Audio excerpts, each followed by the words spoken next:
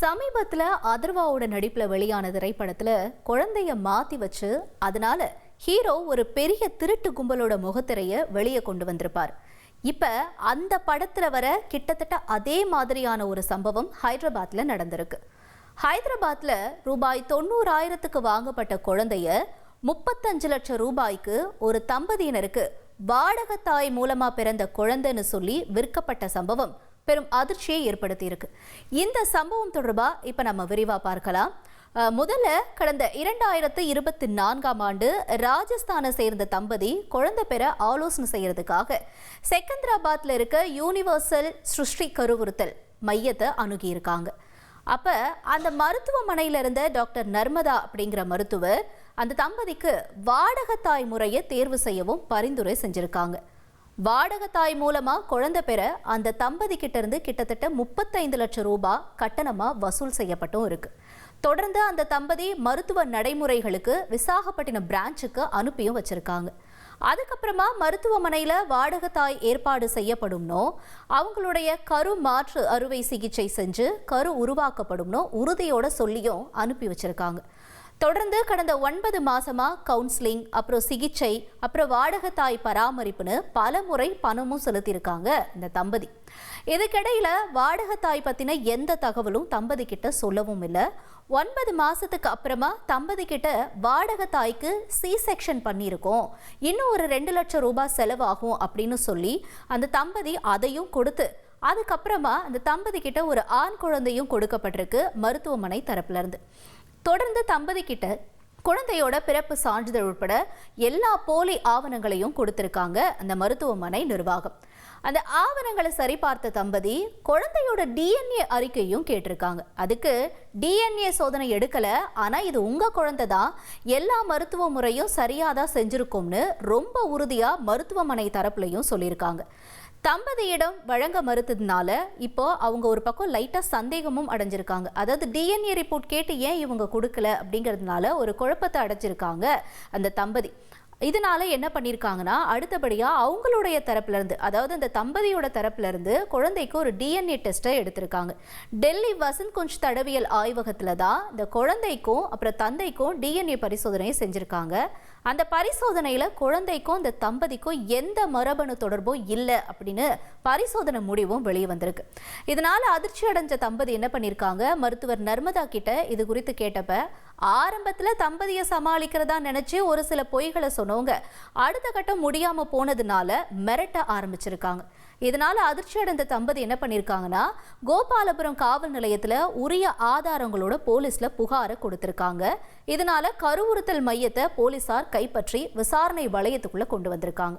போலீசாரோட விசாரணையில தான் இந்த கருவுறுத்தல் மையம் முறையான உரிமம் இல்லாம இயங்கிட்டு வந்தது தெரிய வந்திருக்கு. இதே கருவுறுத்தல் மையங்கள் 3 இடங்கள்ல போலியா இயங்கிட்டு வந்ததும் கண்டுபிடிக்கப்பட்டிருக்கு. விசாகப்பட்டினம், ஹைதராபாத், அப்புறம் குண்டூர், இந்த 3 இடங்கள்லையும் இந்த கருவுறுத்தல் மையம் செயல்பட்டு வந்தது ஒரு அதிர்ச்சிகரமான தகவலாகவும் பார்க்கப்பட்டிருக்கு.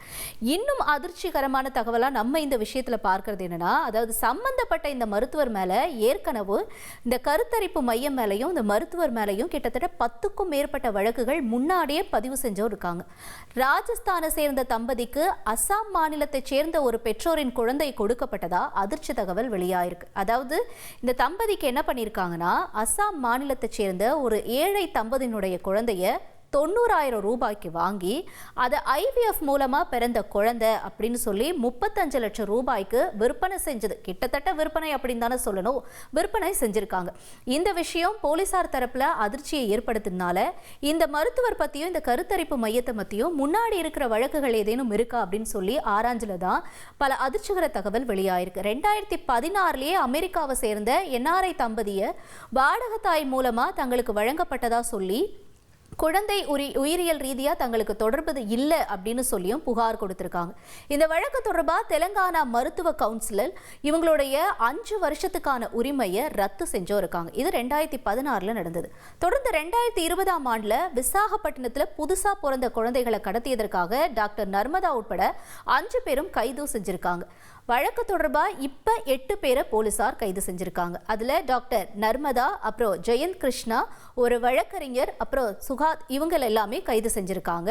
தொடர்ந்து ஊழியர்கள் 2 பேரும் இந்த வழக்குல கைதாகியிருக்காங்க. இப்போ இந்த விசாரணை தொடர்பாக சுகாதார அதிகாரிகள் தரப்புல என்ன சொல்லப்படுதுன்னா, ஏற்கனவே இந்த கருத்தரிப்பு மையம் மேல வழக்கு இருக்குன்றதுனால 6 மாசத்துக்கு ஒரு தடவை நாங்க போய் சோதனை செஞ்சுட்டு தான் இருந்தோம். அப்பெல்லாம் இது மூடப்பட்டு ஒரு வளாகமா தான், ஒரு குடியிருப்பு வளாகமா தான் செயல்பட்டு வந்தது. திரும்பவும் இந்த பிரச்சனை எங்கிருந்து ஆரம்பிச்சதுன்னு தெரியல. இதுக்கு நாங்க முறையா விசாரிக்கிறோம்னு சொல்லி சுகாதார அதிகாரியான டாக்டர் ஜே வெங்கடி அப்படிங்கிறவர் கூறியிருக்கார்.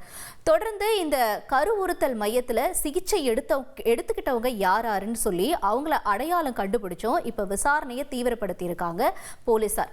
ஏற்கனவே மருத்துவ உரிமை ரத்து, குழந்தை கடத்தல் வழக்குல கைதான மருத்துவர்னு இப்படி இத்தனை வழக்குகள் இவங்க மேல இருக்கிறப்ப எப்படி மறுபடியும் இதே மாதிரியான ஒரு தவற அந்த கருவுறுத்தல் மையம் மூலமா செய்ய முடிஞ்சது? அதே டாக்டர் எப்படி இந்த விஷயத்தை செஞ்சாங்கன்னு சொல்லி இப்ப பல்வேறு தரப்பினரும் கேள்வி எழுப்ப வச்சிருக்கு இந்த சம்பவம். தொடர்ந்து நம்ம பொறுத்திருந்து பார்க்கலாம் இந்த சம்பவத்துல இன்னும் யாரெல்லாம் சிக்கிறாங்க அப்படின்னு சொல்லி. இருந்தாலும் இந்த விவகாரம் தெலுங்கானா பகுதியிலும் சரி, ஆந்திர பகுதிகளிலும் சரி ஒரு பெரிய பரபரப்பை ஏற்படுத்தியிருக்கு அப்படின்னு தான் சொல்லணும். அதிமுக்கிய விவரங்களை அனைவருக்கும் புரிய வைக்கும் பாட்காஸ்ட். உலக அதிகம் தவிர்க்க முடியாத முதல் மக்கள் வளைகுடா நாடுகள் பிரான்சிஸுக்கு பிரியா சம்பவங்களை தேடி களத்திற்கே உங்களை அழைத்து செல்லும் ஸ்பாட்லைட். அங்க இருக்கக்கூடிய கள விவரங்கள் என்ன? அமலாக்கத்துறை கடந்த 5 வருஷமாவே சார் எனக்கு ரொம்ப பிடிக்கும் அவர் வர்றதுக்காக. எங்களுடைய நியாயமான கோரிக்கை. Even at the cost of stopping. பார்வையாளர்களையும் செய்திக்குள் பங்கெடுக்க செய்யும் மக்கள் குரல்.